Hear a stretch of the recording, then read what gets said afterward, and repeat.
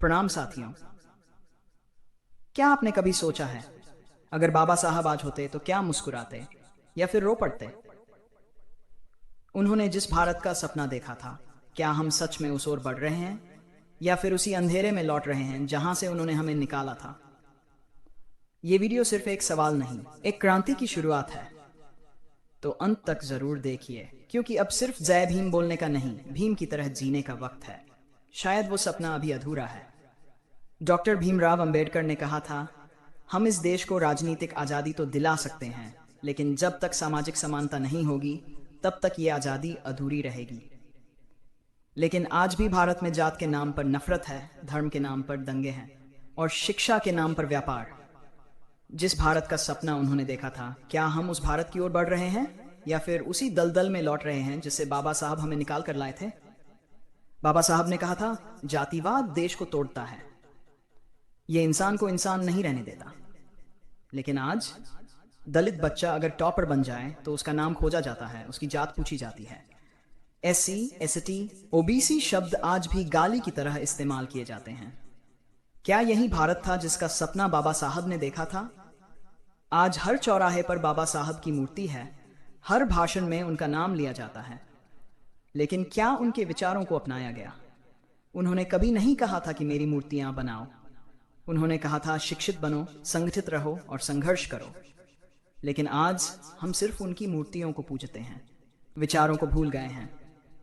बाबा साहब ने जीवन भर पढ़ाई की। उनकी पढ़ाई की ताकत इतनी थी कि ब्रिटिश सरकार तक उन्हें नजरअंदाज नहीं कर सकी। उन्होंने कहा था, अगर आप शिक्षित हैं तो आप शक्तिशाली हैं। लेकिन आज भी हजारों गांव ऐसे हैं जहां बच्चे स्कूल जाने की जगह मजदूरी करते हैं। क्या ये आजादी है? ओ बहुजन समाज के युवा, क्या तुम जानते हो कि तुम्हारे पास कितना बड़ा विरासत है? तुम उस व्यक्ति की संतान हो जिसने इस देश को संविधान दिया। लेकिन अगर तुम पढ़ोगे नहीं, सोचोगे नहीं, तो तुम उस विरासत के हकदार नहीं हो सकते। अगर आज बाबा साहब होते तो क्या कहते? शायद वो कहते, तुमने मेरे नाम के मंदिर तो बना लिए, लेकिन मेरे विचारों को भुला दिया। तुमने जय भीम तो बोल दिया, लेकिन भीम के लिए क्या किया? तुम लड़ तो रहे हो लेकिन एकजुट नहीं हो। तुम बोल तो रहे हो लेकिन समझ नहीं रहे हो। अब समय है जागने का। अब समय है बाबा साहब के विचारों को अपनाने का। अब समय है एक नई क्रांति लाने का, जहां न कोई छोटा होगा न कोई बड़ा, जहां इंसान सिर्फ इंसान होगा, जहां मंदिर नहीं लाइब्रेरी में लाइन लगी होगी, जहां धर्म नहीं जान का राज होगा। बाबा साहब ने संविधान बनाया, अब हमारी बारी है एक ऐसा समाज बनाने की जहां कोई बच्चा गटर में न जन्म ले, कोई औरत जाति की वजह से रेप का शिकार न हो और कोई नौजवान डिग्री लेकर भी बेरोजगार न रहे। आज राजनीति में बाबा साहब का नाम हर कोई लेता है। हर पार्टी कहती है कि हम बाबा साहब को मानते हैं, लेकिन सवाल यह है, क्या सिर्फ उनके नाम को जपना ही उन्हें मानना होता है? बाबा साहब ने सत्ता के लिए कभी समझौता नहीं किया, लेकिन आज उनके नाम पर वोट मांगकर लोग कुर्सी तक पहुंच रहे हैं और फिर उन्हीं के समाज को भूला देते हैं। बाबा साहब की विचारधारा सिर्फ आरक्षण तक सीमित नहीं थी, वो सामाजिक क्रांति की बात करते थे। लेकिन आज बहुजन समाज आपस में बंटा हुआ है, कोई जाति के नाम पर, कोई पार्टी के नाम पर, तो कोई मजहब के नाम पर।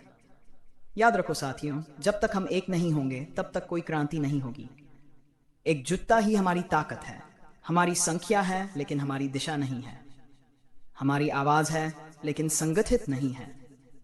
बाबा साहब ने कहा था, मैं उस धर्म को मानता हूं जो स्वतंत्रता, समानता और भाईचारा सिखाता है।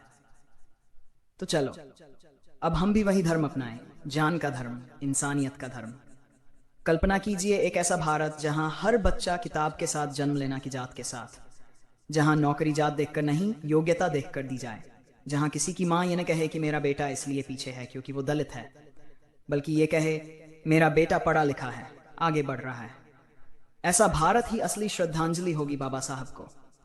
तो बताओ, क्या हम सिर्फ पोस्टर पर बाबा साहब को देखेंगे या फिर अपने दिल दिमाग में जिंदा रखेंगे? क्या सिर्फ उनके जयंती पर बैंड बाजा बजेगा या हर दिन हर घर में उनके विचारों की गूंज होगी? अब फैसला तुम्हारा है। या तो इतिहास का हिस्सा बन जाओ या फिर इतिहास लिखने वाले बनो। उठो बहुजन समाज, शिक्षा को अपना शस्त्र बनाओ, संगठन को अपनी डाल और संघर्ष को अपनी राह। अब वक्त है डॉक्टर अंबेडकर को सिर्फ किताबों में नहीं, जिंदगी में अपनाने का। BR भीम मीडिया MP के साथ जोड़िए, क्योंकि ये सिर्फ चैनल नहीं, एक आंदोलन है। अब समय है सिर्फ सवाल पूछने का नहीं, जवाब बनने का। अब समय है सोशल मीडिया पर बहस करने का नहीं, ग्राउंड पर बदलाव लाने का। अब समय है शिक्षित होने का, संगठित होने का और संघर्ष में उतर जाने का। तुम्हारी कलम तुम्हारा हथियार है, तुम्हारा वोट तुम्हारी ताकत है, तुम्हारा विचार तुम्हारी असली पहचान है। याद रखो, बाबा साहब अकेले थे, लेकिन उनकी सोच करोड़ों में आग लगा गई। तो सोचो, अगर करोड़ों युवा एकजुट हो जाएं तो कैसा भारत बनेगा? एक ऐसा भारत जहां संविधान किताबों में नहीं, लोगों की सोच में जिएगा। जहां हर बच्चा कहेगा, मैं अम्बेडकरवादी हूं, क्योंकि मैं सोचता हूं, सीखता हूं और बदलाव लाता हूं। ये लड़ाई सिर्फ आरक्षण की नहीं है, ये लड़ाई सोच की है, विचारधारा की है, इंसानियत की है। और अगर आज तुम चुप रह गए तो आने वाली पीढ़ियां सिर्फ ये पूछेंगी, जब अन्याय हो रहा था तब तुम क्या कर रहे थे? तो साथियों, अब तय करो, क्या तुम सिर्फ मोबाइल में स्क्रॉल करोगे या उस क्रांति का हिस्सा बनोगे जिसकी नींव बाबा साहब ने रखी थी? हर स्टेटस में सिर्फ जय भीम लिखना काफी नहीं, अब जीना होगा भीम की तरह। तो आओ एक बार फिर आवाज बुलंद करें। हम एक हैं, हम शिक्षित, हम संगठित हैं और हम संघर्ष के लिए तैयार हैं। ये आवाज सिर्फ नारे में नहीं, अब समाज के हर कोने में गूंजनी चाहिए, क्योंकि ये सिर्फ एक चैनल नहीं, BR भीम मीडिया MP एक क्रांति है, एक सोच है, एक मिशन है, जिसका मकसद है भारत को वैसा बनाना जैसा सपना डॉक्टर बाबा साहेब आम्बेडकर ने देखा था। और याद रखो, अगली क्रांति मोबाइल से नहीं, सोच और संगठन से निकलेगी। तो साथियों, अब फैसला तुम्हारा है। तुम इतिहास पढ़ोगे या इतिहास बनाओगे? तुम सिर्फ जय भीम बोलोगे या भीम भीम की तरह जियोगे? अब वक्त है एक नई क्रांति का, जहां आवाजें नारे नहीं बनेंगी बल्कि बदलाव लाएंगी। अगर इस वीडियो ने तुम्हारे अंदर कुछ भी हिला दिया है तो इसे सिर्फ देखो मत, शेयर करो। अपने भाई को, अपनी बहन को, अपने दोस्त को भेजो, ताकि ये आग हर दिल में जले। और अगर तुम सच में बदलाव का हिस्सा बनना चाहते हो तो जुड़ो हमारे साथ।